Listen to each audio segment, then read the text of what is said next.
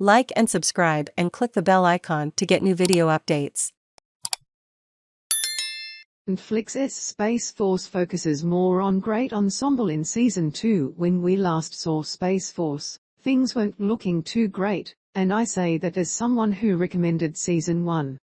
In the Netflix series from creator Greg Daniels, the titular administration's trip to the moon created a political snafu with China's own astronauts, forcing General Mark Naird, Steve Carell, to disobey orders about space combat.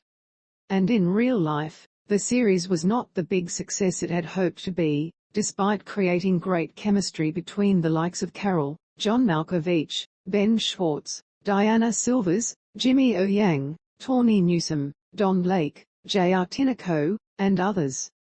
Hey, it happens, and it has happened to The Office, and Parks and Recreation, among other workplace comedies. Now, in order to keep going, both Space Force and Space Force have to work with budget cuts. The first season topped $1 million per episode. Daniel's show leans into this, and this meta joke might be the best direction for it.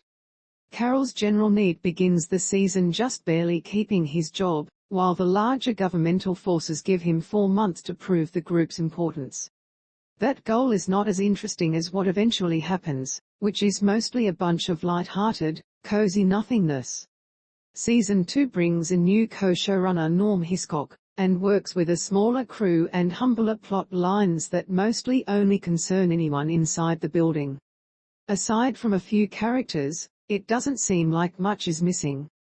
Maybe Daniels and Carell didn't pull off the larger scope of Season 1, but they did create a strong ensemble that makes for plenty of amusing scenes of unhinged banter in a boardroom, as happens many times here. You won't miss the visual grandiosity, the constant usage of helicopters, the paintball episode from Season 1, or even space missions.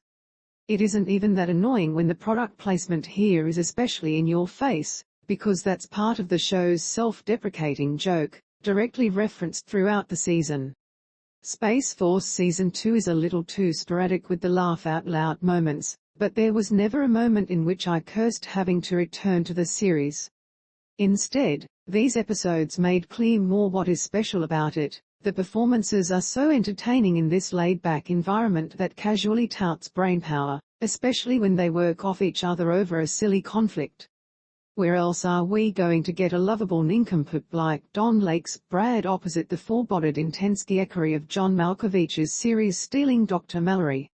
Or really, anyone opposite Malkovich? Or to see Carell in dopey austerity with Schwartz's corny millennial promotion ideas, or Jimmy O. Yang having some kind of chaotic romantic chemistry with Newsome, newly back from the moon and not entirely right in the head. It may not be one of the funniest ensemble comedies currently, but it has the charisma of a great one.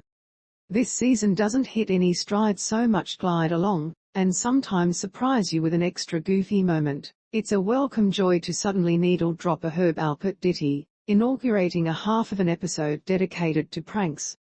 It's in these passages that this show achieves what you more or less want from a workplace comedy, to enjoy hanging out with these people. The dramatic attachment comes secondary, but it's not a cheap bid. Like its sense of humor, the emotional gravity wants to be only modest.